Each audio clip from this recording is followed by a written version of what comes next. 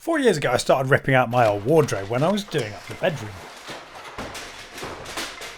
The plan was to build something like this I'd seen in someone's house in the old day job. And if like me you haven't mastered SketchUp, get one of these pads because you can draw magic straight lines, link in the description. But the first thing I had to do was build a tent in the garden to do all the cutting because I don't have a proper workshop. It was brilliant in all conditions. Next up I needed to build a plinth to put all the carcasses on, built from 100mm pine. I could have used feet, but on a wonky floor like mine, once you've got a level plinth, scribed and cut to the shape of the floor, all your problems fade away.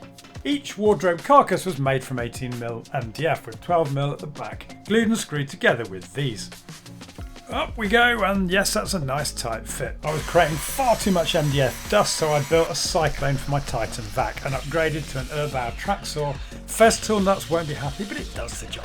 Don't forget to anchor the carcasses to the wall, and I made a wedge for my trim router so I could cut grooves in the carcasses to angle the LED lighting away from our eyes. These sensors weren't such a good idea because Sensio have since discontinued them.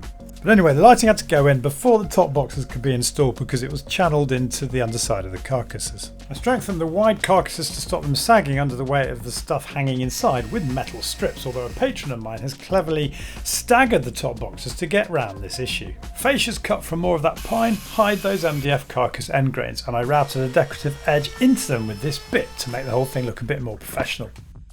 Did I mention painting? There was a lot of that, mostly Zinsser Bin and Johnston's acrylic eggshell, although I use their relatively new Aquaguard these days. RS Amsterdam has pointed out that an alkyd based paint would have been much more durable.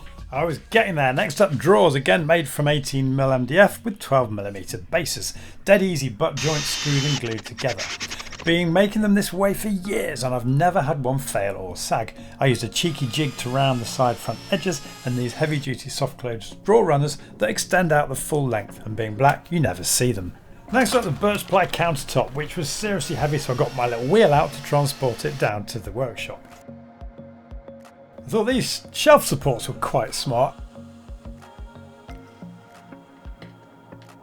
And I've given myself yet another painting job. The rails were a bit fiddly as I had to screw in the centre bracket with a rail on, which is why we all need an offset screwdriver bit in our toolbox.